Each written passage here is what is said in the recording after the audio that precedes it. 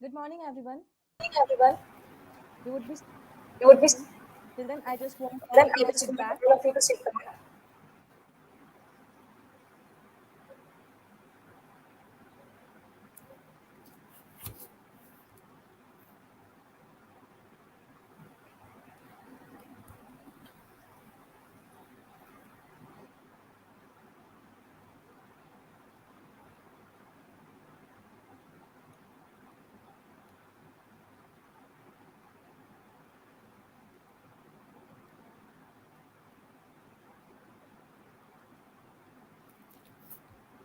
All to this inspiring This session inspiring session. on how to prepare for on and off campus placements.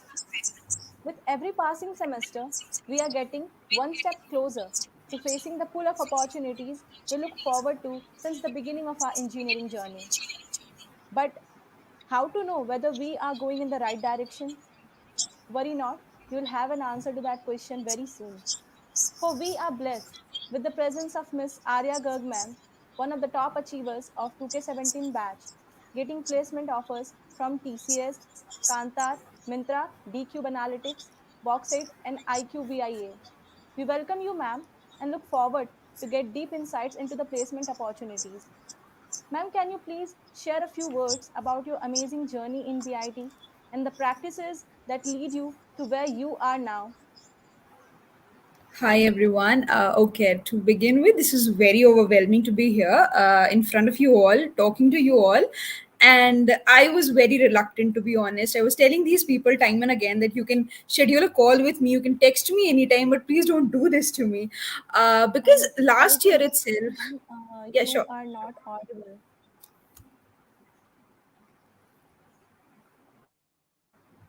Yeah, she is audible. Priyanka, she is audible.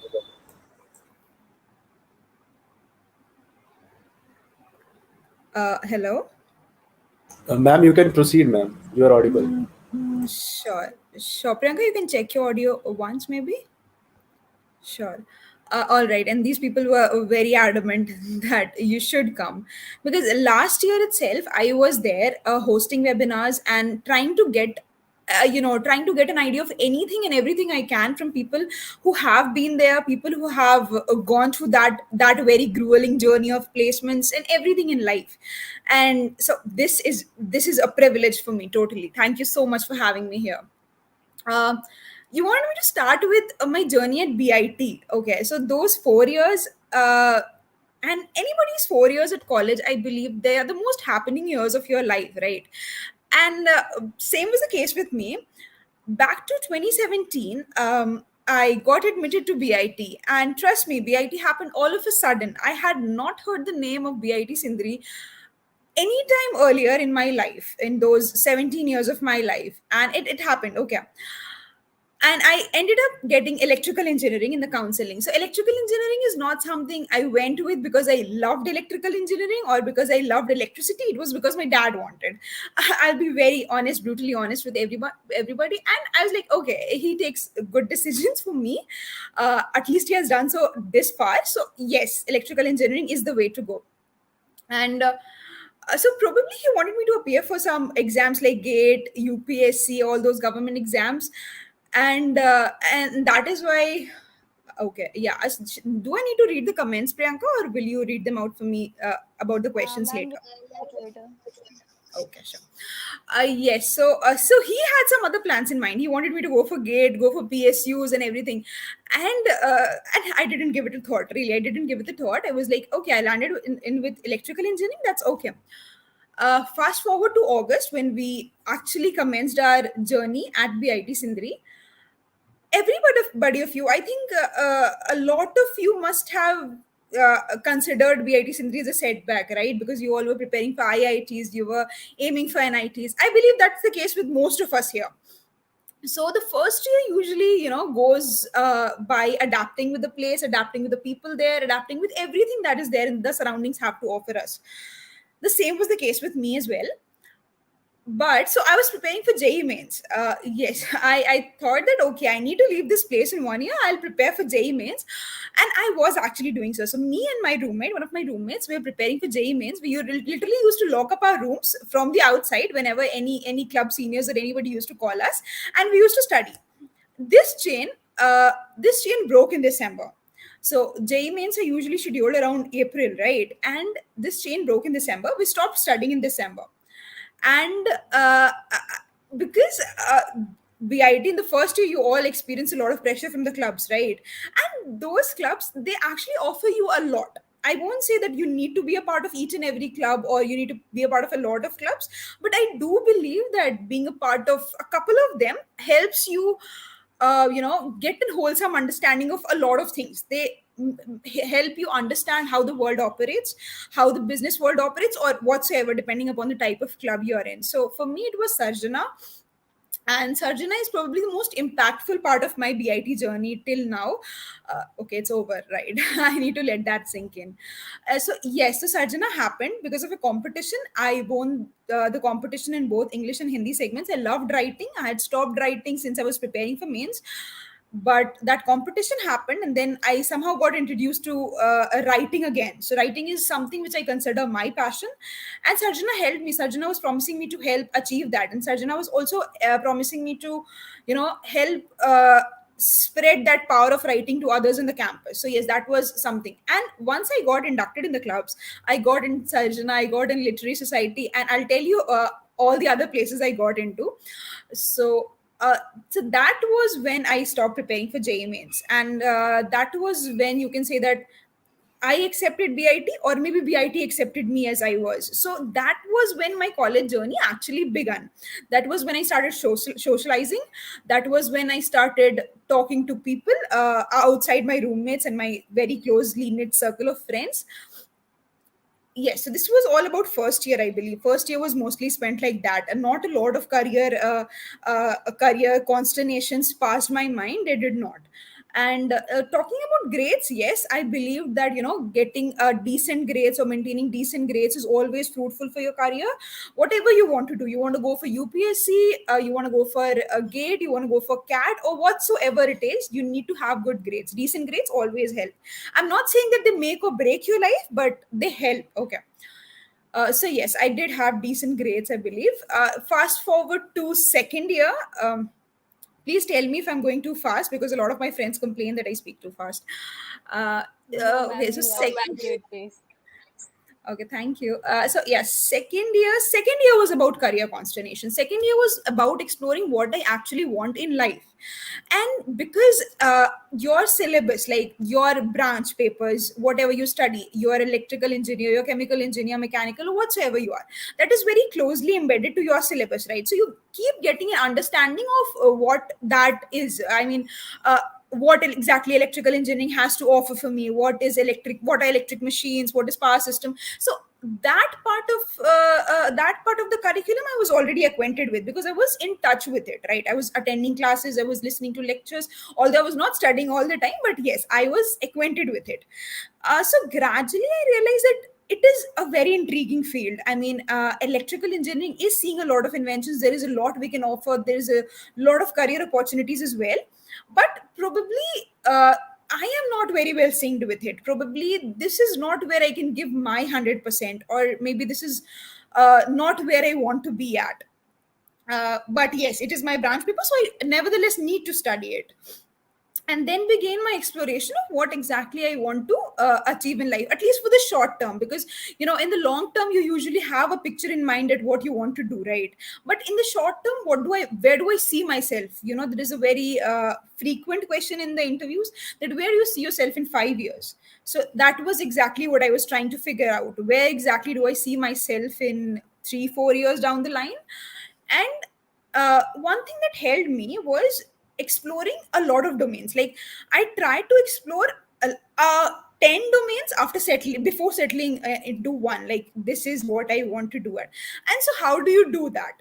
The first thing is about reading a lot. You have Google at your disposal, you have a lot of website, you have blogs, you can read a lot.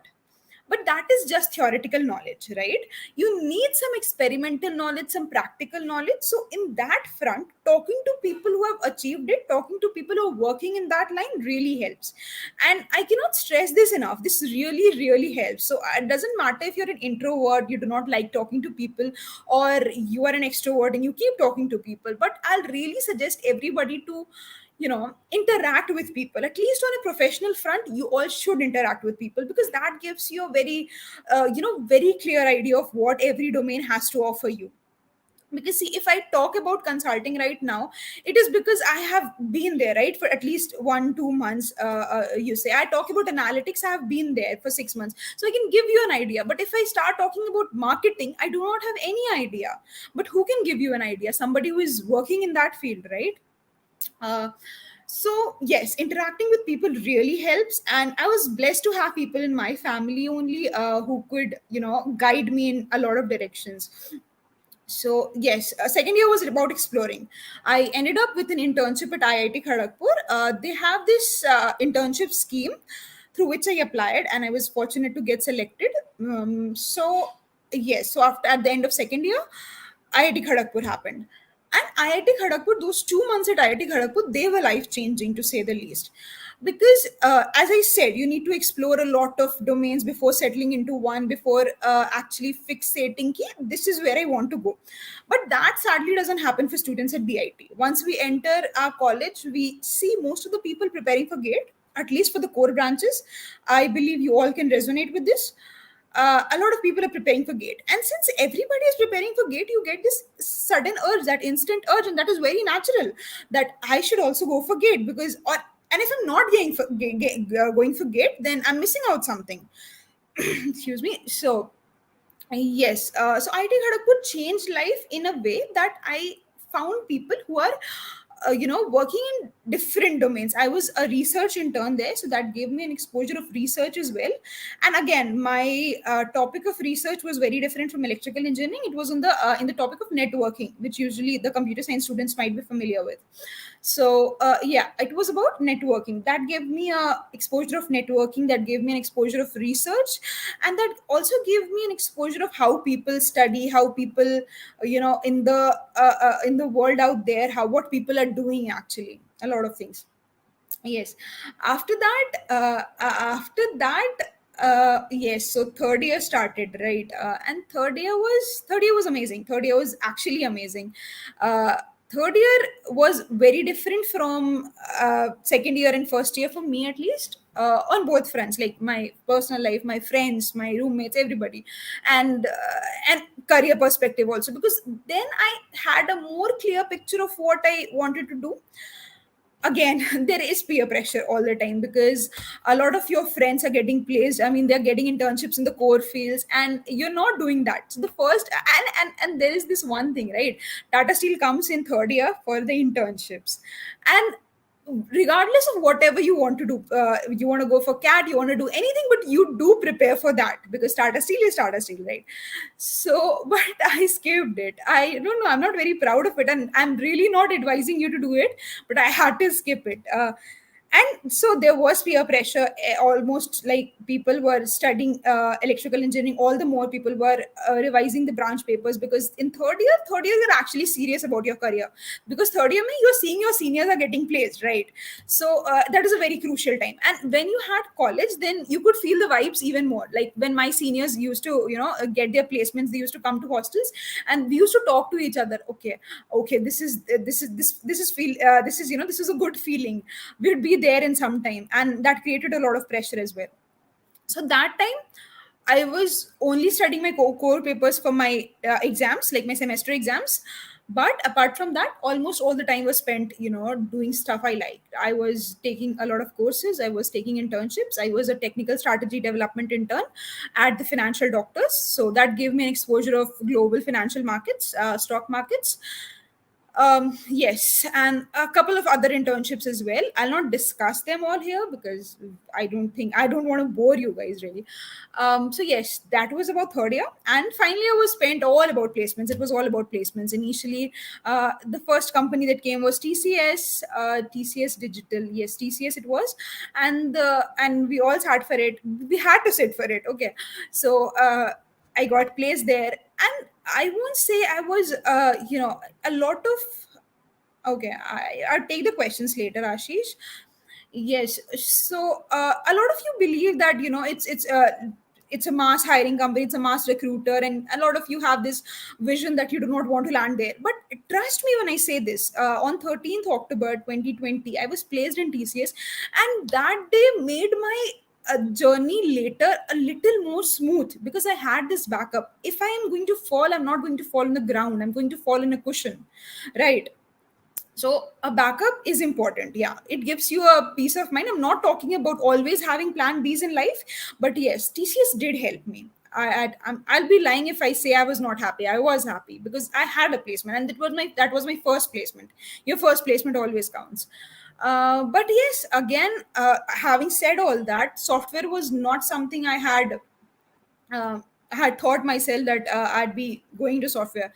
But if you're talking about this here, software is a very promising field, and there are a lot of opportunities waiting for you there. So if you are in second year, in your third year, and you've not tried the software field yet, then I'll really suggest you to try that once, because the number of opportunities which are waiting for you there and the perks of those opportunities are far greater than any other field, I believe.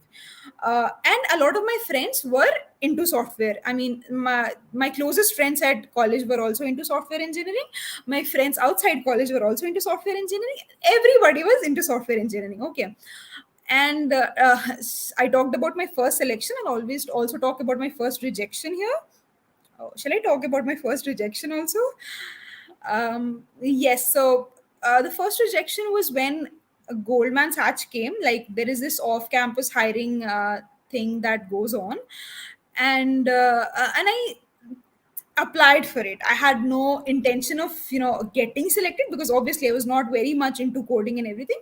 But I applied for it. But I cleared the first round, and I was rejected after a few more rounds. So that hit, not because it was Goldman Sachs and it is a very good company, it is a very amazing company, only because it was my first rejection. So yes, life moved on, and life always moves on after rejections. I might not have figured it back then, but I can say it with a lot of assurance now. And for all of you in final year, life moves on after rejections, and you'll receive a lot of rejections in this entire journey. That was about it. And afterwards, my off campus exploration started. I applied to a lot of places. I have written thousands of emails. I have applied to thousands of places. And again, I was blessed to have seniors, cousins who really supported me, friends who really supported me. I had their back. I mean, so one of my seniors said this, and I'll quote this to you, that if you're applying for off campus, no, apply and forget. Apply and forget, because you're not going to receive a reply from each one of them. You're not.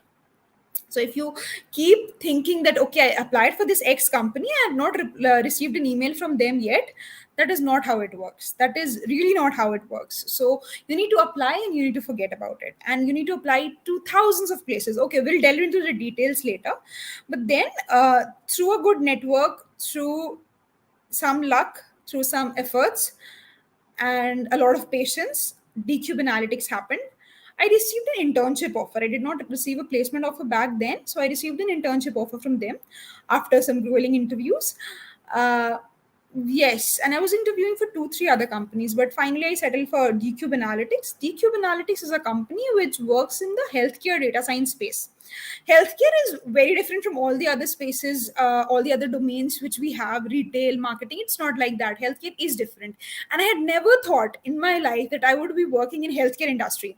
Somebody who ran away from biology is not supposed to land up in healthcare, right? But yes, so I interned there, and it was a very good experience. So at the end of 5 months, I received a pre-placement offer from them.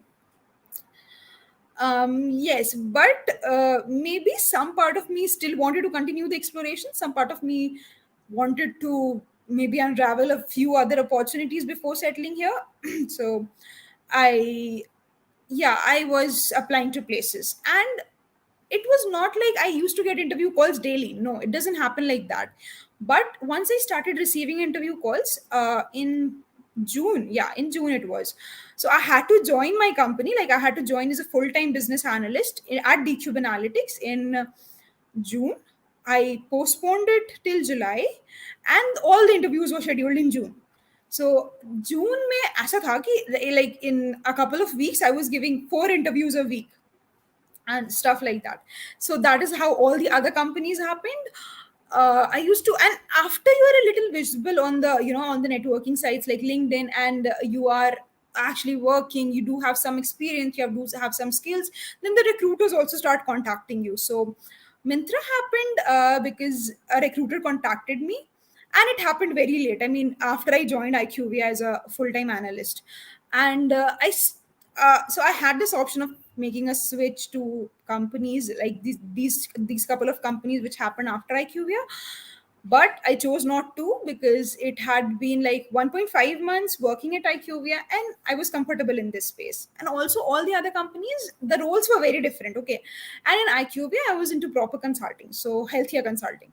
So, and this is a field I really like. So yes, for the time being I'm here at IQVIA, and IQVIA is also a data science consult I mean healthcare data science company. They call themselves a human data science company, and that's all, I believe.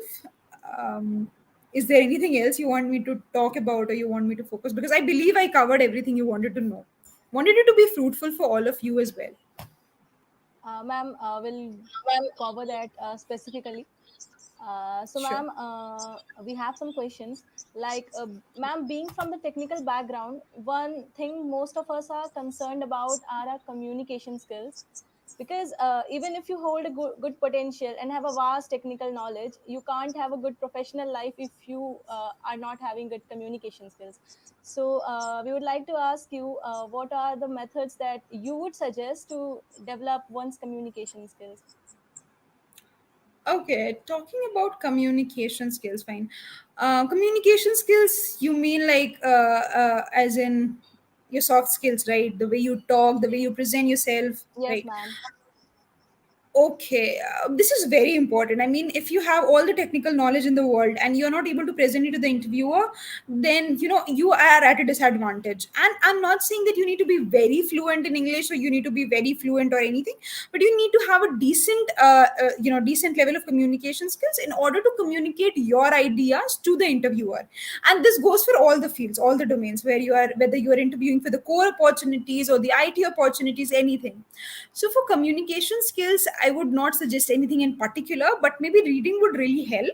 And talking to your friends, I mean, make some groups and discuss it. Like for GT, although my batch was at a disadvantage because we had everything online, right? Yeah, so we couldn't really do anything of this sort. But for the further batches, maybe you guys can group up. You all can try holding a group discussion amongst yourself, and that will give you an idea, that will make you very outspoken. And because this is something I've observed in my batch, that a lot of people, like, they're very good students, I mean the best students of the lot, but maybe they just stay quiet in a group discussion. Even if they have all the relevant points, they have a lot of opinions about the topic being discussed, but they stay quiet. Maybe that is because of hesitation, maybe because they have not really spoken on any public platform. So to go about that, to combat that, maybe you can leverage your friend circle. You can talk, you can hold group discussions, you can hold these mock interviews amongst yourself. Maybe you can just stand in front of the mirror and speak to yourselves about anything. Maybe you can just practice telling about yourself. That will give you a an idea of how you do it, so you will not be hesitant on the D-day. That helps. And reading articles also help, but that depends on the time you have, right? So time is also always a constraint. Yes, I hope that Ma'am, helps. yes, ma'am. Ma'am, as we know, electrical engineering is also a vast branch in itself with so many core subjects. So, how did you manage to get programming skills on top of the good academics? Programming skills, no, my programming front is not that amazing. uh, I did practice programming, but that was mostly with the help of my friends, my cousins. But I'm not a very pro programmer. I'll be really honest here.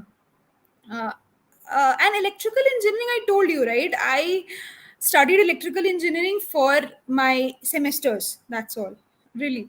And also there is one thing, I won't say that I was not scared. I was very scared because all the companies that were coming for campus placements were core companies, all of them, right? For electrical engineering, especially, all the companies were core companies. It was Vedanta, it was ABJ. ABG didn't come for my batch, but it usually does, right? It was Jindal and a lot of companies.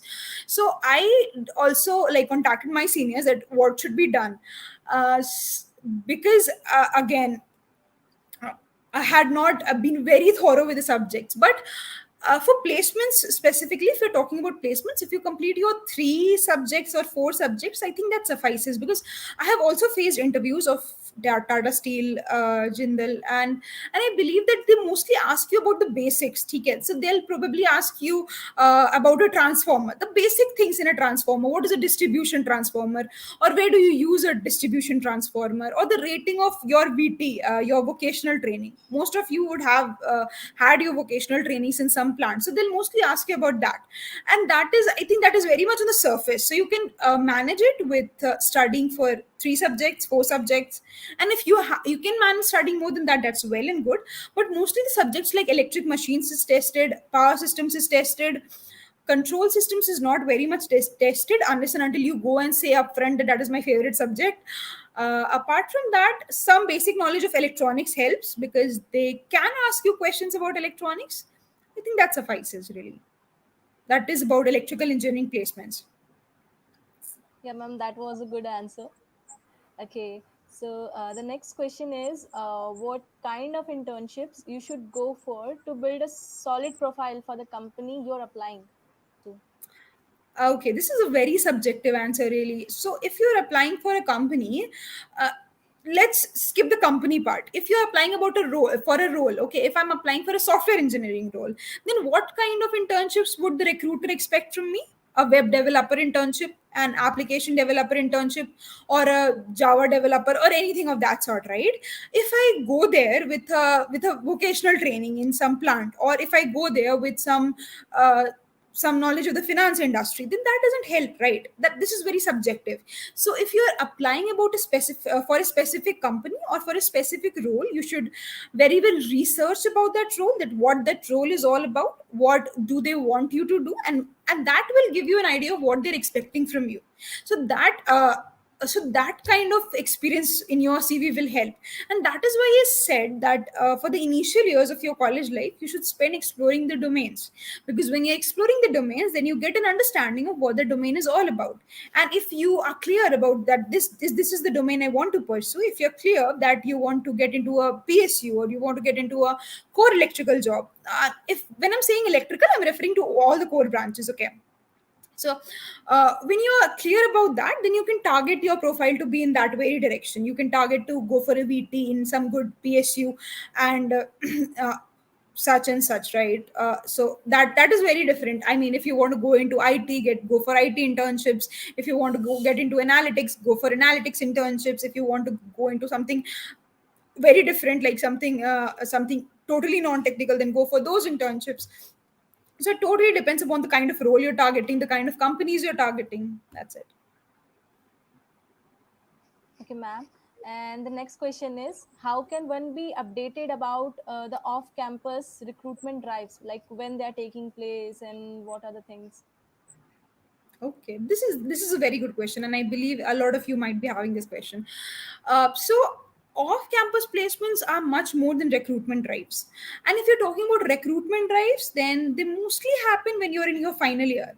So and these days, platforms like LinkedIn and platforms like these are some First Naukri or Angel List, probably, yes, if I'm spelling the name correctly, it's Angel List. Then these platforms give you this notification that okay, these companies are hiring. And there are WhatsApp groups as well. There are dedicated WhatsApp groups which give you give you an idea of which companies are hiring. And if you're updated, if you're like following the right set of people, if you're following the people who are posting about this, then you are automatically updated about what internship opportunities are coming or what placement opportunities are coming your way. So through that you can, keep applying, stay on your toes and keep applying. Also, it is much, as I said, it is much more than recruitment drives. Then for some part of it, you'll need to write emails to the recruiters or to the concerned hiring personnel. You need to do that as well. So you cannot totally rely on the recruitment drives, because some companies do have their recruitment drives, but some companies, like, they do not really formally post that, okay, I need to, sorry, I was reading the question. Yeah, so for that part you need to be updated. I mean, the companies, a lot of companies do not post them formally. They say that, okay, there are openings in my company, but you need to reach out to me, I will not reach out to you. So in that case, you need to, emailing the HRs help, or getting a referral also helps a lot. So yes, this is the way. So this one summarized in one line: stay active. Try to stay active. Try to build a very good professional connection. Try to stay in touch with your seniors who are working in those companies you're targeting. That will give you an edge. Are there some specific sites that you would suggest that could give us the alert type of thing? Okay, so alert, no, it doesn't work that way, I believe. So there are no alerts as such, but I've seen a lot of LinkedIn posts. Like, there are people who post all the opportunities which they come across. So there are some people you should follow.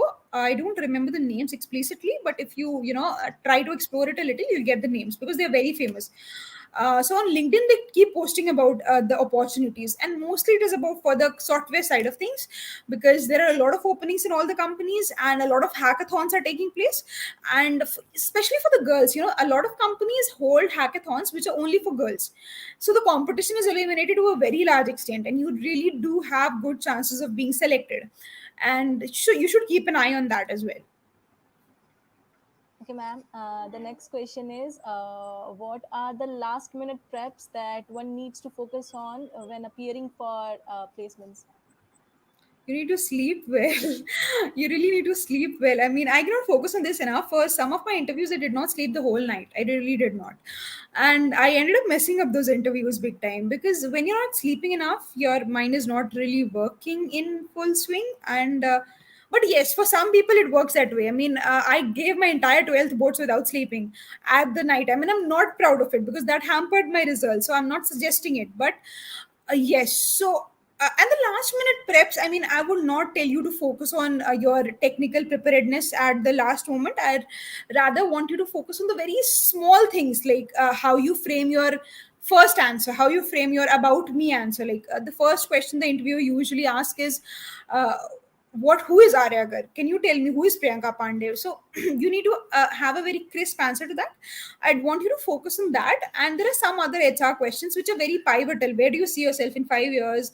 What do you like doing in your free time? So these answers, although they may seem very insignificant to you, but they actually hold a lot of weightage in the interview. So you need to focus on that. Maybe give a mock interview with one of your friend or one of your seniors.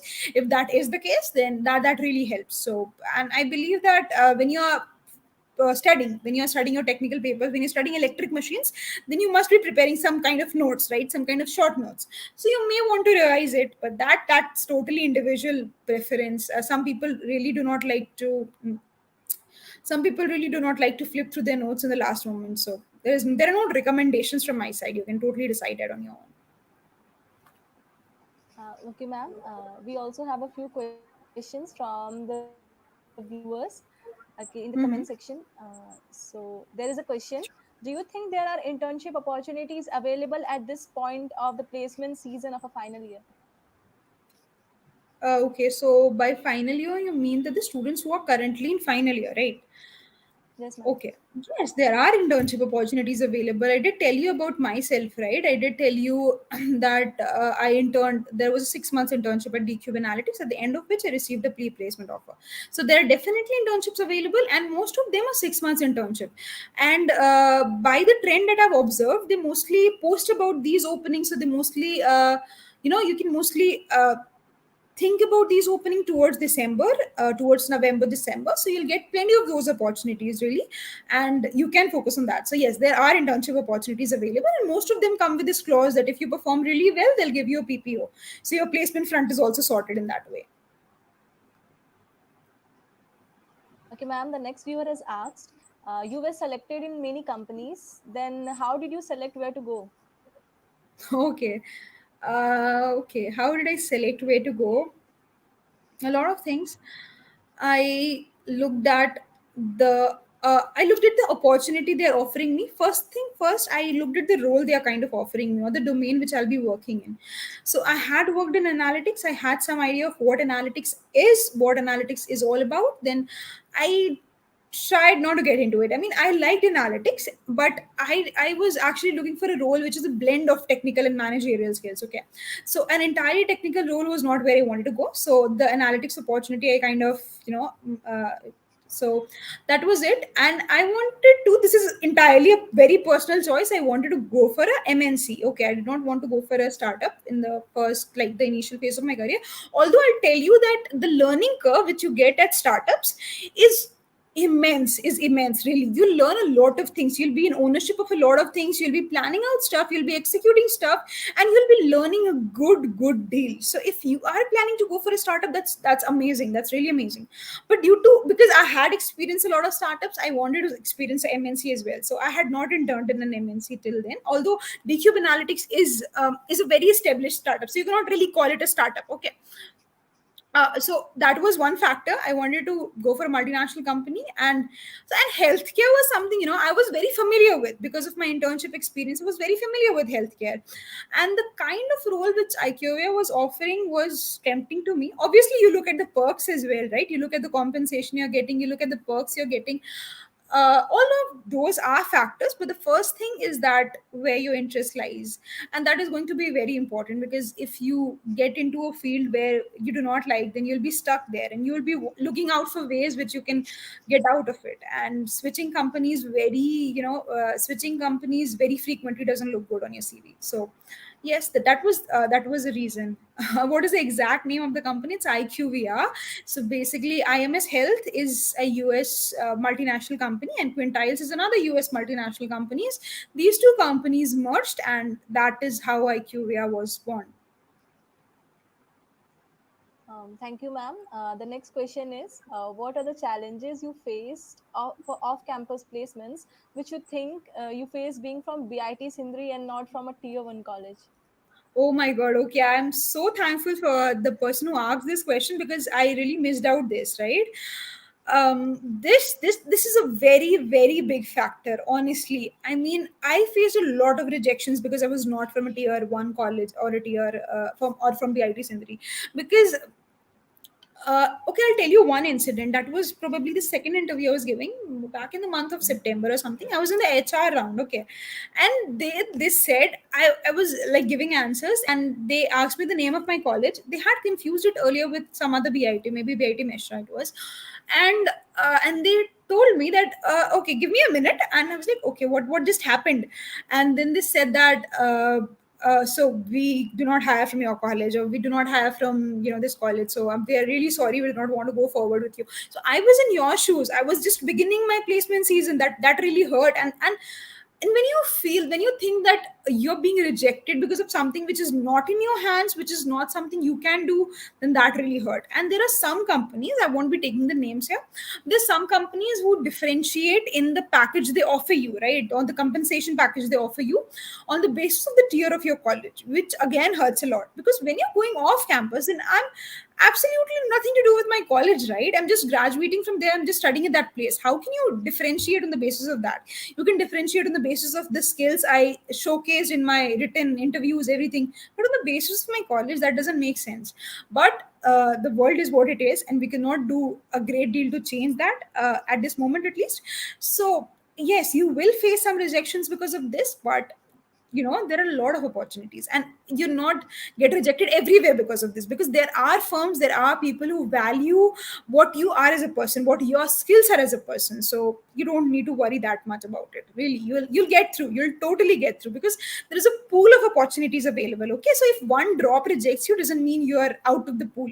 altogether. So yes, you can get it, even though you're from BIT Sindri. And now that now that I have uh, now that I have stepped out of that placement bubble, then I can actually say that BIT Sindri shaped me in a lot of ways. I mean, being from, okay, not a tier one college, that feels bad when you are in the college, but once you step out of the college, you'll really be missing the college. You'll really be missing everything that that college offers you, all the opportunities, all the learning trajectory. So yes, yeah, I'm actually proud of BIT Sindri right now. Ma'am, with your good wishes, I guess anyone can face the pool of questions. Okay, so the next question is from Ananya, ma'am, where you asked case studies or guesstimates in your PI. Lots of them. I mean, I cannot even count the number of guess estimates and case studies I faced in all the interviews. So I told you, right, there was this phase when I was appearing for 4 interviews in 1 week, and all those interviews have had a different set of case studies.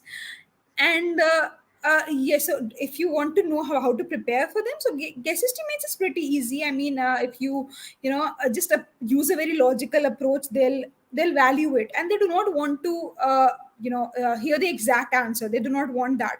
They do not want that you correctly estimate the number of automobiles there are in Jharkhand. They do not want that.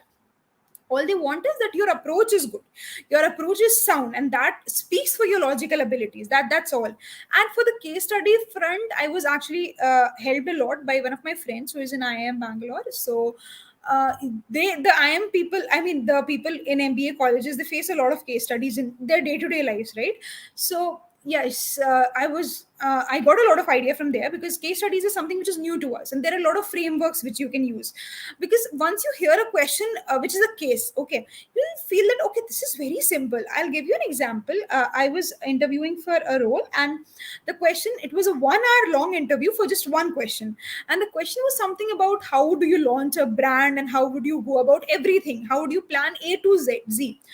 Now if you hear this question, then you can definitely think about some things. Okay, I'll try to focus on the production first, then I'll try to focus on the marketing part of it, and then I'll try to focus on how to brand my product, everything. But that is not how you do it. That is not how you do it. Okay, because there is a very specific framework they're expecting from you. They need to they need to know that you are soundly acquainted with. Then can you give an example of case studies? Okay, yes, yeah. So I told you this was one of the case studies. One of the case studies I was asked is, suppose I was interviewing for a food delivery startup, okay, and one of the question was that, suppose you are late. I mean, the number of orders are less, or the revenue generated in 1 day is less. How will you boost the revenue for the later part of the day? Now, this is a very easy question, right? If you hear this question for the first time, you'll say, what's the big deal? We'll focus more on marketing. But that is not how it works, okay? That was also new for me. So, yes, there is a specific framework. You need to list down the stakeholders first, and then you want to break down into each and every part of it. Then you want to focus on the first stakeholder first, and then the second stakeholder, followed by others. And then they want you to arrive at a very comprehensive solution, which takes into account each and everything of the process. That's how it works. Maybe I cannot tell you like everything about how to solve a case study in just a short span of time. So yeah, you can explore it, or maybe we can connect later and talk about it. Ma'am, the next question is from Dheeraj Pandey. He asks, how to get into data analytics, what are the skill sets required, and what does the hirer looks for while hiring? Okay, first things first. I mean, funnily, doggy, hirer is not a word. I mean, you can use hiring manager or the recruiter. But yes, data analytics. I never wanted to get into data analytics. I mean, data analytics was not something I was looking to get into. It just happened. Okay, and because analytics as a whole is one pillar of data science. Okay, so data science is the cloud, and all these, programming is one pillar of it. Data analytics is one pillar of it. Your business acumen is one pillar of it, and your communication skills are another. So data science is based on these 4 pillars. And that time I was exploring data science. Okay, so data science as a whole. And so when you're exploring data science, you will know that Python is very important. Python or R, these programming languages are important. Then there are other data extraction tools, and then there is data cleaning, and there are a lot of operations on data, right? So there are some technical skills. Then there is data visualization, for which you use Tableau or you use Power BI. So I was working on those fronts. I was working on those technical skills without exactly wanting to get into data analytics, right? So that helped me because I was trying to polish those skills. And yes, that's how it happened. So if you build your technical skills in, for something, then that might help you in any other field. So I was not exactly looking to get into a data analytics role, but learning these technical skills like Python or R, if that is, you're more familiar with that, SQL, um, some data visualization tools, that helps. And then again, they'll, since you're a fresher, right, you're straight out of college, they don't expect you to be a pro at a lot of things. They just expect you to be able to furnish your thoughts clearly, use a very logical approach to things, and be able to communicate that to the recruiting manager or the interviewer for that matter. I hope that helps. Ma'am, the next question is from Dhruv Kumar. He asks, how did you control yourself from not preparing for GATE and IES, seeing most of your seniors and batchmates just going for it? Like, how did you handle the peer pressure? Okay, yes, controlling myself. I don't know. I was not very much. I always, okay, being honest, I always was looking for a very competitive kind of life. Okay, I like a fast moving life. I like a competitive life, and Gate gets you into PSUs, and that is obviously, that is very good. You get a lot of perks. You get a very, very nice lifestyle. You get a nice job. You get all the perks. In fact, the compensation for the good PSUs, like the Navratna or Maharatna, whatever they're called, that is very good. And on the top of all of it, my family really wanted me to prepare for GATE and IES. Even if I tell them today that okay, I want to prepare for GATE, they'll be super happy. They'll support me with everything. They'll be like, okay, leave your job and prepare for this. They'll be very happy. And not just my mom, dad, my grandparents want me to do it. My uncle wants me to. Everybody wants me to go for it, because that is seen as a very respectable job also in our society, right? And when you're graduating in a core paper, then that becomes the prime thing you focus on. But that was not my calling. That was not what I was looking for as a professional. And I felt that even if you study a lot, even if you put your heart down in it, and you crack it. I mean, some magic happens and I crack it, but I'll not be able to justify the job role there. I'll not be able to justify the competencies they expect from me. And what if so I have always been advocating that do the things you like doing, because if you're doing the things you like doing, then you'll be able to excel at it automatically. You'll not need to put in a lot of efforts to excel in that particular field. So at least for me, PSUs was not the thing, at least for now. And I'm just, I'm also at a very early stage of my career, so I don't know if, like, down the line I want to prepare for GATE or something. But yeah, peer pressure was not a factor. I mean, yes, I did feel ki, what if everybody clears GATE, everybody gets into PSU, and I'm nowhere. This thought did cross my mind a lot of times. But yes, once you're more interested or more inclined towards something else, then you automatically shift your focus there, right? That's how it is. Ma'am, the next question is from Vaidehi Singh. She asks, being in the first year, we don't have enough proficiency. So, what to have as our next walk and where to initiate from? What was your blueprint as a fresher? The beginning. Oh. Yes. Okay, this is a good question. I mean, in the first year, I was also as clueless as you were. But okay, this got me thinking about how exactly do you begin with stuff. Maybe with having something in your mind. I mean, it's okay. See, suppose you talk to me, okay, and I tell you about my role, or you heard words like data analytics, you heard words like consulting, you heard words like case studies, right, in this session. So that should get you started. I mean, just pick one thing, pick analytics, and try building your skill set in that. And once you're building your skill set is not just about reading and reading and reading. It's not about that. You're building some projects as well, you're doing some live work as well, you're interning somewhere as well. So spend some time with it. If you like it, well and good. You can continue with it for the short times, for the short in the short term. But if you don't, switch your trajectory, do something else. And to begin with, the best thing you can do is, start programming. That is, the world is revolving around programming. There are so many opportunities available, right? So why not start with it? Because I would have been very glad if somebody just told me in my first year that you need to start coding and you need to start it now, right now. I would have been very glad, although my friends did that, but but okay, I did not follow them very rigorously. But I will suggest you on a personal front to start exploring this software engineering domain, because the world is running on technology. And I cannot even, emphasize on the fact that how many opportunities are available, because we as college students just try to focus all our energy on campus placements.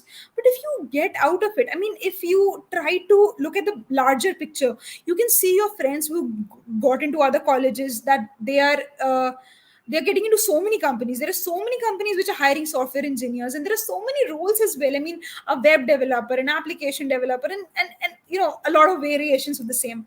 So yes, as a starting point, you can really start programming. And I have said that, I have seen that in people that uh, they're not able to solve the initial few questions, and they're like, no, programming is not my cup of tea. It's not like that. You're not supposed to get all the questions right in your first attempt. No, you need to spend some time with it. Give it time. Have patience. Okay, you'll be able to solve it ultimately. And then once you are able to solve it, once you start thinking in the right manner, then it will it will happen. And for that, you can connect with some seniors who are in that field. Somebody from my batch who's doing good. A lot of people into software from my batch, my seniors, your seniors, anybody. And since we're talking about programming here, one thing I really like about my juniors is that they are gradually bringing this coding culture into our college, which was not there, totally not there. Now I'm seeing students, who are participating and clearing GSOC. It's a very proud moment, not just for me, but for the entire BIT Sindri fraternity. So yes, that can be a starting line. And the next question is from Rishabh Gupta. He asks, how should I prepare just for the semester exams? Because every YouTube channel or the website I visit is full of GATE or ESE materials. Okay, for the semesters, so you want me to tell you how I prepare for semesters? Okay. So for semesters, I used to, the first thing I used to do was to get a printout of the syllabus, okay, so that I can tick off the subjects I've done for all the subjects. After that, suppose there's one topic, in some subjects you get the books from the library or from the PDFs, but in some subjects you do not. For those, you can have, there are YouTube videos, and there are YouTube videos for GATE, but at least the concept stays the same, right? Whether you're writing a semester exams or you're writing the GATE paper, the concepts are very much the same. I mean, GATE paper tests you on a different front for the same subject, for the same concepts. So the concepts are not different. You can use those YouTube videos, make notes, because semester exams are all about writing, and you won't be visiting those YouTube videos again on the night before the examination. Uh, you'll be looking at your notebook, right, in which you wrote all that. Notes. And have a good peer group, yeah, and have a very good peer group, because I remember the last examination I gave, seventh semester, which we were giving in the offline exams. You guys were lucky, you did not have to go to college, but we did. And in that exam, so I had two other roommates, so we split the syllabus. We covered the topics which was like, suppose there are 8 topics, then we split it like, ठीक है, तीन तुम कर लो, तीन I'll do, and दो तुम कर लो, ऐसे, kind of like that, ठीक है. And after that, we used to teach each other. I mean, we used to explain the concepts to each other. We used to share notes, and that's how it works. I mean, it is very important to make notes, at least for my at least the way I function, the way I study, I make notes a lot. That helps me and And my friends as well. you focused on a really great point, that is the group study. I believe It is. it's actually very efficient. Mhm. Okay, so the It is, at least for the next semester question is exams. from Kunal. Yes, ma'am. The next question is from Kunal Gautam. Can you list out some skills apart from core subjects that companies expect us to be familiar with? So Kunal, can you be a little more specific? Can you tell me that which companies are you talking about? I mean, are there core companies you're talking about? Are those IT companies you're talking about? I mean, as I said, right, it is very subjective. So if are you appearing for a core company, they mostly test you on your core acumen only.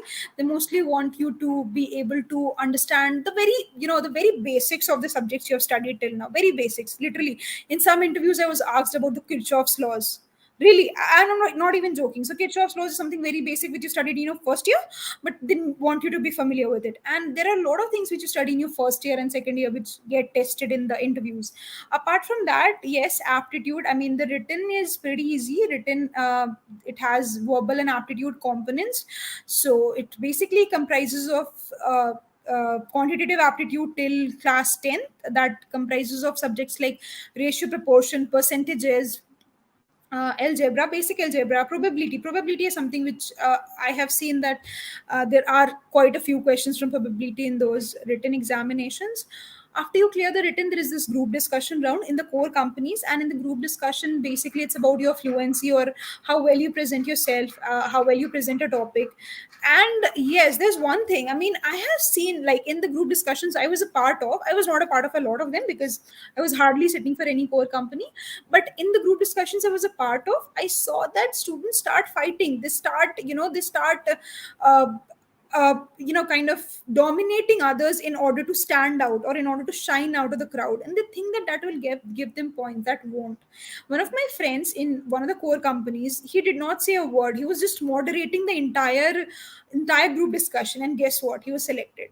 So it's not just about expressing your opinions, it's about how well you can handle a situation. You do not have to be dominating at all. You need to, politely express your views, give chance to others to speak as well. That is a wholesome test of what your personality is like. So yeah. And if there is any specific companies you're talking about, please let me know. I'll tell about that. Ma'am, the next question is from Shubham Kumar Jha, sir. What are the easily available core field related career options after college for those who don't get placed in a campus placement drive? To begin with, I do not think I'm very qualified to answer this question because I have not explored the core field as much as I should have, or anybody should have. But usually from the trend that I've seen, people usually try to go for gate because yes, there are seats. I mean, they try to go for MTech as well. So for if you score well in your gate papers, you can get PSUs and you can get admission in the MTech colleges too, right? So if you get into a good MTech seat like IISc or the IITs, then after studying for 2 years,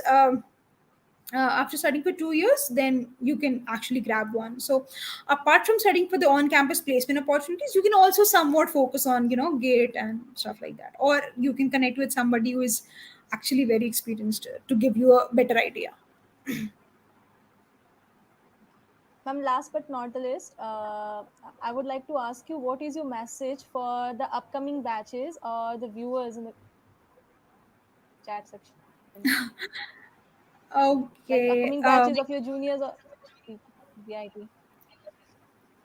Yes, first things first, I came with BID Sindri with the mindset that, with not a very welcoming mindset. Okay, I would not want you guys to have the same. BIT is changing. BIT is a, you have massive opportunities here, and it's not just limited to the options you get on campus. It's not just limited to that. You can have a lot of things. You can try to develop your personality as a whole, as an individual, and that's what college is for. Those 4 years are for. Try to be welcoming, try to be very enthusiastic about your college life, because that is something I learned the hard way. I learned the hard way. I was that is one thing. Other thing is that don't worry that much. I mean, yes, placements will happen. You will go to a place you're destined to be at. And apart from placements, I saw my batchmates doing so good, so good. I mean, a lot of them cracked higher studies and they are studying in very nice institutions, and that's amazing.